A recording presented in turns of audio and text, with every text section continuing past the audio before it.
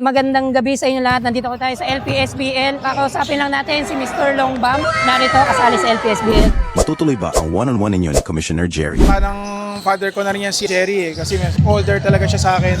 Hindi naman natin kailangan makipag one-on-one talaga sa kanya. Dito nyo narinig na okay sila, walang matutuloy na one-on-one. Lastly na lang po, ano po yung message nyo sa mga young bowlers natin? Sipag lang sa training, kung anong specialty ninyo, focus lang kayo doon. Hindi nyo kailangan intindihin yung mga sinasabi ng iba. Kasi pag sinabi nilang na, ay hindi naman marunong mag-dribble yan, hindi naman niya madepensa. Huwag nyo na isipin yung basta work on your strength and syempre yung weaknesses nyo, unti-unti yung i-develop para mas mag-improve. Yun lang. So, ayan po, shoutout naman sa clothing brand natin na Fortress. At saka message nyo din po.